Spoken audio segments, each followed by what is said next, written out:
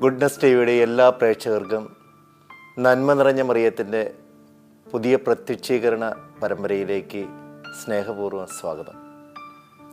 പീർണാഗില്ലി എന്ന് പറയുന്ന പുണ്യപുരോഹിതനായ ഒരു വൈദികന് പരിശുദ്ധ കന്യാമാതാവ് മൊണ്ടേക്യാരി എന്ന് പറയുന്ന സ്ഥലത്ത് പ്രത്യക്ഷപ്പെട്ടുകൊണ്ട് മാതാവ് ആ പുരോഹിതനോട് പ്രാർത്ഥനയെക്കുറിച്ച് പറയുകയുണ്ടായി. അമ്മ പറഞ്ഞു, പ്രാർത്ഥിക്കണമെന്നത് ദൈവം നിശ്ചയിച്ചു വച്ചിരിക്കുന്ന വ്യവസ്ഥയാണ്. നിങ്ങൾ എത്രമാത്രം തീഷ്ണതയോടും എത്രമാത്രം ആഗ്രഹത്തോടും കൂടി നിങ്ങൾ പ്രാർത്ഥിക്കുന്നുവോ അത്രമാത്രം ശക്തിയോടെ പരിശുദ്ധ കന്യകാമാതാവ് ദൂതഗണങ്ങളോടുകൂടെ വന്ന് സഭയെ, സഭാമക്കളെ രക്ഷിക്കും. ഈ പ്രസ്താവന സത്യമാകുന്ന രീതിയിൽ ജനങ്ങൾ പ്രാർത്ഥിക്കുന്നതിന് വേണ്ടി, പ്രാർത്ഥനയോട് ആഴമുള്ള താല്പര്യമുണ്ടാകുന്നതിന് വേണ്ടി പരിശുദ്ധയമ്മ ചരിത്രത്തിൽ പലപ്പോഴും ഇടപെട്ടിട്ടുണ്ട്. ഈ അടുത്ത കാലത്ത്, അതായത് 2020 ആഗസ്റ്റ് 17 മുതൽ 2021 ജനുവരി വരെ, നമ്മൾ കൃത്യമായി കൂട്ടിയാൽ 6 മാസത്തോളം പരിശുദ്ധ കന്യാമാതാവ് ഈജിപ്തിലെ അസ്യൂട്ട് എന്ന് പറയുന്ന സ്ഥലത്ത് പ്രത്യക്ഷപ്പെട്ടതിൻ്റെ ചരിത്രപരമായിട്ടുള്ള കാര്യങ്ങളാണ് ഇന്ന് നമ്മൾ ഗ്രഹിക്കാൻ പോകുന്നത്.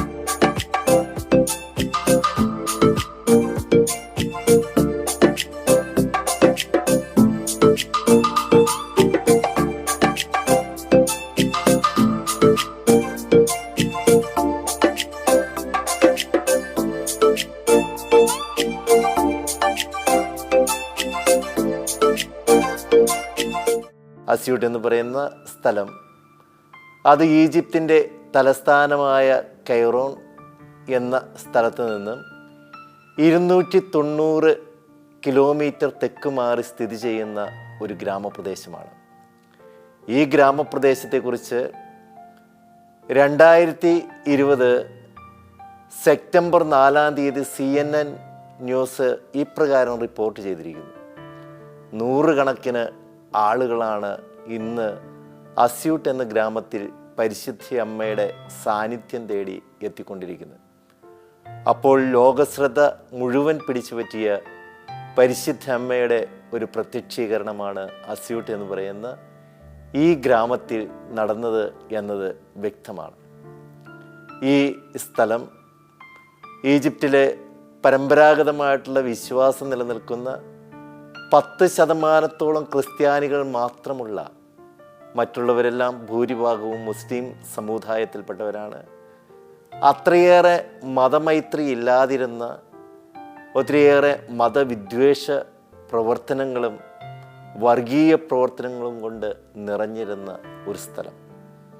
അവിടെ നമ്മൾ നേരത്തെ സൂചിപ്പിച്ചതുപോലെ 2020 ആഗസ്റ്റ് 17 അന്ന് കിടന്നുറങ്ങിയ ജനങ്ങൾ ഒരു വലിയ അത്ഭുതം കണ്ടാണ് ഞെട്ടി ഉണർന്നത്.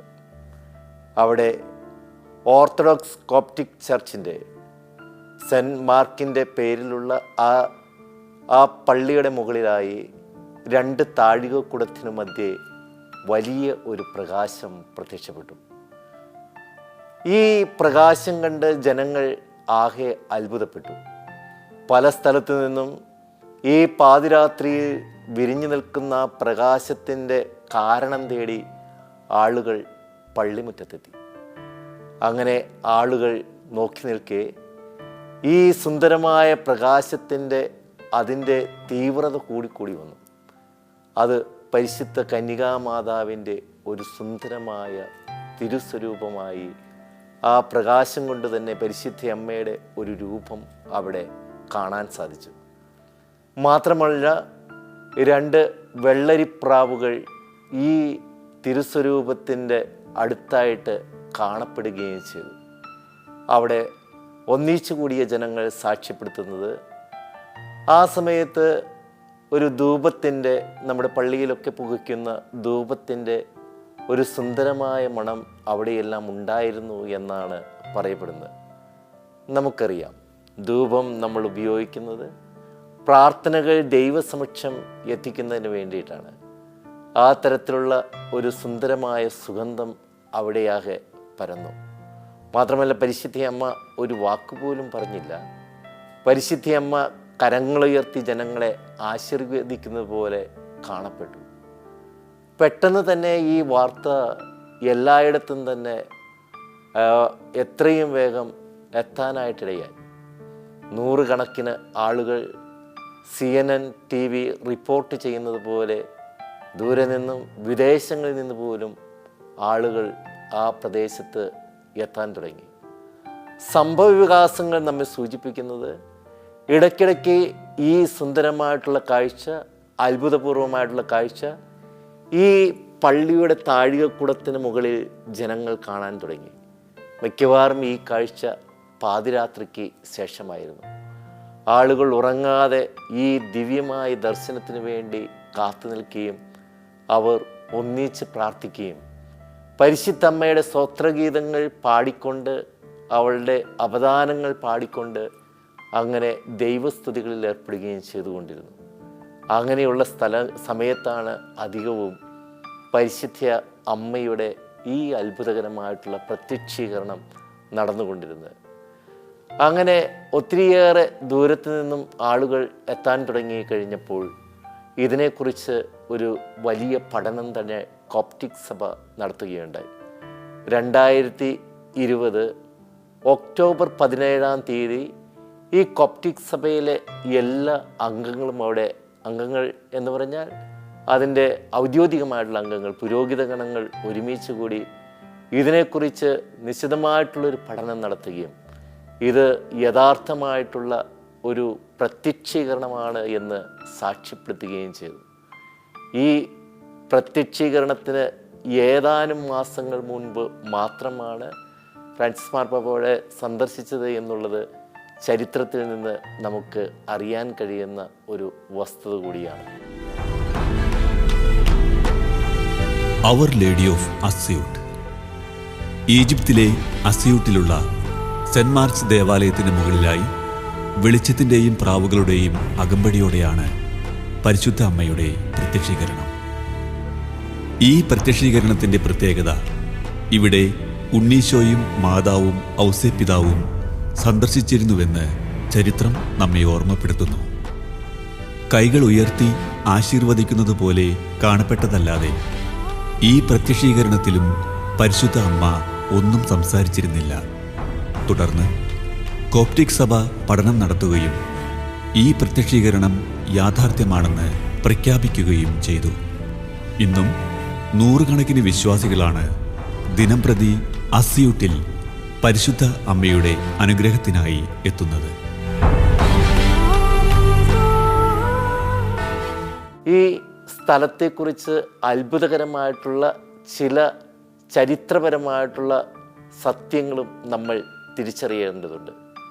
ഈ സ്ഥലം പരിശുദ്ധ കന്യാമാതാവും ഉണ്ണിയേശുവും ഔസേപ്പിതാവും ഒരിക്കൽ സന്ദർശിച്ചിട്ടുള്ള സ്ഥലമാണ് എന്ന് സ്ഥലങ്ങളെക്കുറിച്ചുള്ള എൻസൈക്ലോപീഡിയ അങ്ങനെ പറയുന്നൊരു പുസ്തകമുണ്ട്.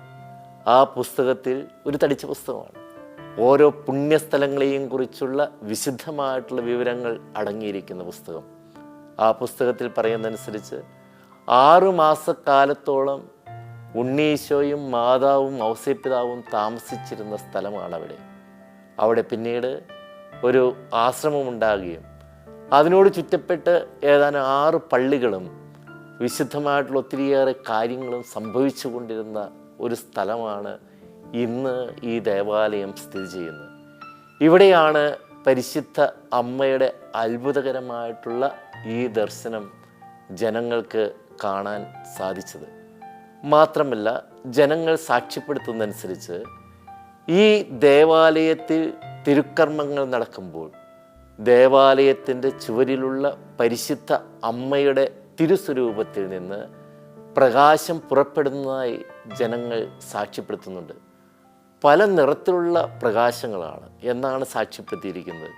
ചുവപ്പ്, പച്ച, വെള്ള എന്നിങ്ങനെയുള്ള മാറി മാറി വരുന്ന കളറുകൾ ഈ പരിശുദ്ധ അമ്മയുടെ തിരുസ്വരൂപത്തിൽ നിന്ന് പുറപ്പെടുന്നതായി ജനങ്ങൾ സാക്ഷ്യപ്പെടുത്തുന്നു.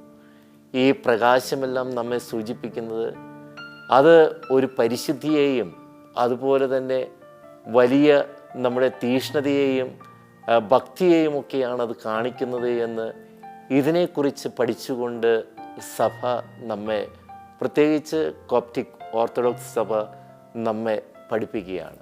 പരിശുദ്ധ അമ്മ കൂടുതൽ ഭക്തിയിൽ ജീവിക്കുന്നതിന് വേണ്ടി, നാം കൂടുതൽ ഭക്തിയിലും തീഷ്ണതയിലും ജീവിക്കുന്നതിന് വേണ്ടി നമ്മെ ഉദ്ബോധിപ്പിക്കുന്ന ചരിത്രപരമായിട്ടുള്ള സംഭവമാണ് ഇവിടെ പരിശുദ്ധ അമ്മയുടെ ഈ പ്രത്യക്ഷീകരണത്തിലൂടെ നമ്മെ കാണിച്ചു തരുന്നത് എന്ന് ഈ സഭ നമ്മെ പറയുന്നതിനോടൊപ്പം ഈ സംഭവ വികാസങ്ങളെല്ലാം നമ്മോട് സൂചിപ്പിക്കുകയും ചെയ്യുന്നു.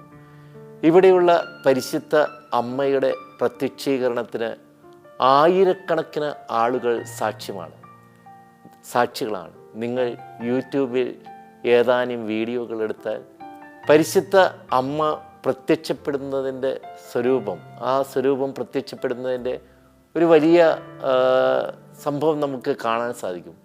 ഒത്തിരിയേറെ ജനങ്ങൾ ഹർഷാരവത്തോടെ ഈ പ്രത്യക്ഷീകരണത്തെ സ്വീകരിക്കുകയും സന്തോഷത്തോടു കൂടി അതിനെ പരിശുദ്ധ അമ്മയുടെ ആ ഒരു സാന്നിധ്യത്തെ അവർ നെഞ്ചിലേറ്റുകയും ചെയ്യുന്നത് അത്ഭുതകരമായിട്ടുള്ള കാഴ്ചയാണ്. ചരിത്രത്തിൽ ഇന്നോളം ഒത്തിരിയേറെ പരിശുദ്ധ അമ്മയുടെ സാന്നിധ്യമുണ്ടായിട്ടുണ്ട്. ഓരോ സാന്നിധ്യവും വിശ്വാസികളെ ഉദ്ബോധിപ്പിക്കുന്നത് പ്രാർത്ഥിക്കുവാനും കൂടുതൽ യേശു സാന്നിധ്യത്തിന് വേണ്ടി പ്രയത്നിക്കാനുമുള്ള ഒരു പ്രേരണ നൽകുന്നതാണ്. നാം തുടക്കത്തിൽ കണ്ടതുപോലെ പരിശുദ്ധ അമ്മയ്ക്ക് അധികമൊന്നും പറയാനില്ല. അതുകൊണ്ടായിരിക്കണം ഈ പ്രത്യേക സ്ഥലത്തും പരിശുദ്ധ അമ്മ യാതൊന്നും പറഞ്ഞിട്ടില്ല. പക്ഷേ ആ സാന്നിധ്യം നമ്മെ സൂചിപ്പിക്കുന്നത് നമ്മൾ കൂടുതൽ തീഷ്ണതയോടെ പ്രാർത്ഥിക്കാനായിട്ട് വിളിക്കപ്പെട്ടവരാണ്, പ്രാർത്ഥിക്കേണ്ടവരാണ് എന്ന വലിയ സത്യത്തിലേക്കാണ് വിരൽ ചൂണ്ടുന്നത്. ഒരു ബിഷപ്പുണ്ട്, അദ്ദേഹത്തിൻ്റെ പേര് പോൾ ഹാർബർ എന്നാണ്. അദ്ദേഹം പറയുന്ന ഒരു വലിയ കാര്യമുണ്ട് പരിശുദ്ധ അമ്മയെക്കുറിച്ച്. അദ്ദേഹം പറയുന്നു, ദൈവം തൻ്റെ അനുഗ്രഹങ്ങളെ നക്ഷത്രങ്ങളെപ്പോലെ ആകാശത്ത് തൂക്കിയിട്ടിട്ടില്ല, അത് മുത്തുകളെപ്പോലെ സമുദ്രത്തിൻ്റെ അഗാധങ്ങളിൽ ഒളിപ്പിച്ചു വെച്ചിട്ടുമില്ല, മറിച്ച് പരിശുദ്ധ അമ്മയുടെ കൈകളിൽ കൊടുത്തിരിക്കുന്നു. ആരൊക്കെയാണോ പരിശുദ്ധ അമ്മയോട് അത് ചോദിക്കുന്നത് അവർക്കെല്ലാം അത് അവൾ വാരിക്കോരി നൽകുകയും ചെയ്യുന്നു. ഇവിടെയും പരിശുദ്ധ അമ്മ തൻ്റെ മക്കളെ ഉത്ബോധിപ്പിക്കുന്നത് പ്രാർത്ഥിക്കുന്നതിന് വേണ്ടിയിട്ടാണ്.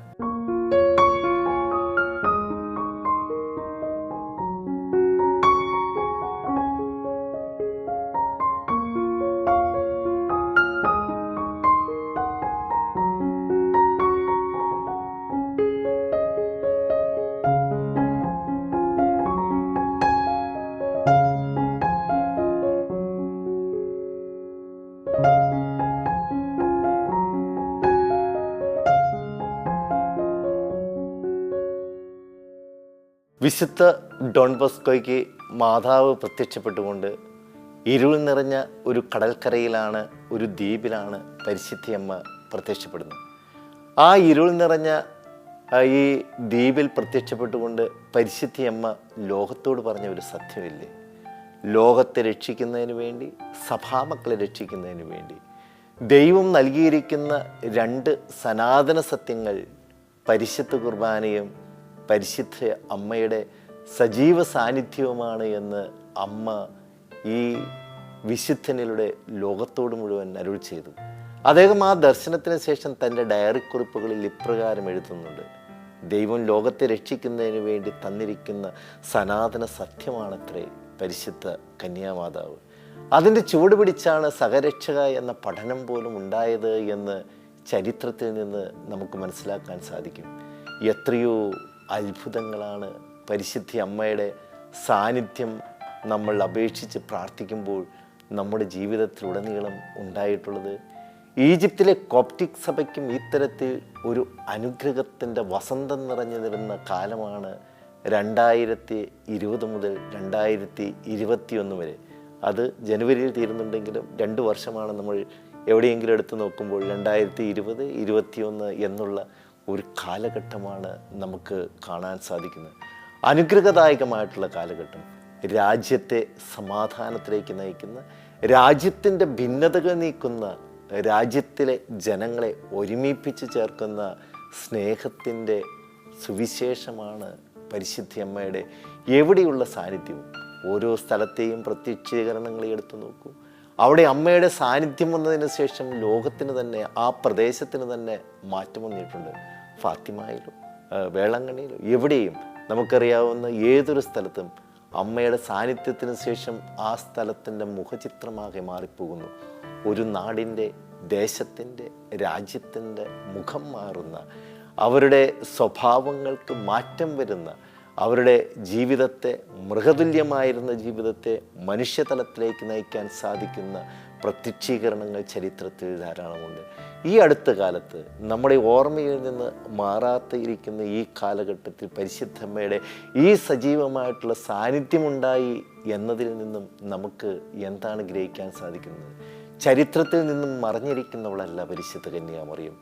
എന്ന് എവിടെ മനുഷ്യന് ആവശ്യം വരുന്നുവോ അവിടെയൊക്കെ പരിശുദ്ധ അമ്മയുടെ ഒരു സജീവ സാന്നിധ്യം കൊണ്ട് അമ്മ അനുഗ്രഹിക്കുന്നു എന്നുള്ളത് ഈ ചരിത്രത്തിൽ നിന്ന് നമുക്ക് വായിച്ചെടുക്കാൻ. ചരിത്രം ഒരു പുസ്തകമാണ്. ചരിത്രത്തിലെ ഓരോ സംഭവവും ഒരു പുസ്തകമാണ്. ഈ ചരിത്ര പുസ്തകമാകുന്ന നമ്മുടെ ഈ കാലഘട്ടത്തിൽ നിന്ന് വായിച്ചെടുക്കാൻ സാധിക്കുന്ന മനോഹരമായിട്ടുള്ള സത്യം, അമ്മ ഇന്നും ചരിത്രത്തിൽ ഇടപെടുന്നു. കുരിശിൻ്റെ കീഴെ പരിശുദ്ധ അമ്മയെ വെറുതെയല്ല ഒരു അമ്മയായി നമുക്ക് നൽകിയത്. അമ്മയ്ക്കൊരു കടമയും ഉത്തരവാദിത്വവുമുണ്ട്. അതുകൊണ്ടല്ലേ ചില വിശുദ്ധന്മാർ പരിശുദ്ധ അമ്മയുടെ മാധ്യസ്ഥം ചേർന്ന് പ്രാർത്ഥിക്കുമ്പോൾ തങ്ങളുടെ കാര്യം ലഭിച്ചില്ലെങ്കിൽ അമ്മയോട് ഇപ്രകാരം പരാതി പറയുന്നത് നിങ്ങൾ കേട്ടിട്ടില്ലേ? അമ്മേ മാതാവേ, ഇത് ഞങ്ങൾക്ക് നേടിത്തന്നില്ലെങ്കിൽ ഞങ്ങൾ നിൻ്റെ തിരുസുതനോട് ഞങ്ങൾ പറഞ്ഞു കൊടുക്കും എന്നൊക്കെ പറഞ്ഞ് ഏതോ കുട്ടികളെ പോലെ പ്രാർത്ഥിക്കുന്ന വിശുദ്ധരുടെയൊക്കെ ചരിത്രം നമ്മൾ കേട്ടിട്ടില്ലേ? ഉണ്ട്. കാരണം നമുക്ക് പറയാനുള്ള അധികാരമുണ്ട്. കാരണം ലോകത്തെ മുഴുവൻ ഭരം ഏൽപ്പിച്ചിരിക്കുന്നത് ഈ അമ്മയുടെ കരങ്ങളിലാണ്. കുരിശിൻ്റെ ചുവടെയാണ് സഭ എന്ന കുടുംബം, വലിയ കുടുംബം പിറക്കുന്നത്. ആ കുടുംബത്തിൻ്റെ ഏക അമ്മയാണ്, ആ കുടുംബത്തിൻ്റെ അമ്മയാണ് പരിശുദ്ധ കന്യാമറിയം. ആരൊക്കെ യേശുവിനെ സ്നേഹിക്കുന്നുണ്ടോ, ആരൊക്കെ യേശു സ്നേഹിക്കുന്നുണ്ടോ, അവൻ്റെയൊക്കെ പ്രതീകമായിട്ട് കുരിശിന് ചുവടെ നിൽക്കുന്ന ഈ യേശു സ്നേഹിക്കുന്ന ശിഷ്യന് പരിശുദ്ധ അമ്മയെ നൽകുമ്പോൾ അമ്മയ്ക്ക് ഉത്തരവാദിത്വവും കടമയുമുണ്ട്. ആ കടമ ചരിത്രത്തിലൂടെ ഇന്നോളം പരിശുദ്ധയമ്മ നിറവേറ്റിക്കൊണ്ടിരിക്കുന്നു. എത്രയോ അത്ഭുതകരമായ സംഭവങ്ങൾ ലോകമെമ്പാടും ഇതിൻ്റെ പേരിൽ തന്നെ നമുക്ക് കാണാനായിട്ട് സാധിക്കുന്നു. ഇപ്പോൾ പരിശുദ്ധ അമ്മയുടെ സജീവമായിട്ടുള്ള സാന്നിധ്യം അനുഭവിക്കാൻ സാധിക്കുമ്പോൾ പ്രിയപ്പെട്ടവരെ, ഏതൊരു അപകടങ്ങളെയും ഏതൊരു പ്രശ്നങ്ങളെയും തരണം ചെയ്യാനൊരു വഴിയുണ്ട് എന്ന് വിശുദ്ധന്മാർ നമ്മെ പഠിപ്പിക്കുന്നുണ്ട്. അത് പരിശുദ്ധ അമ്മയുടെ സജീവമായിട്ടുള്ള സാന്നിധ്യമാണ്.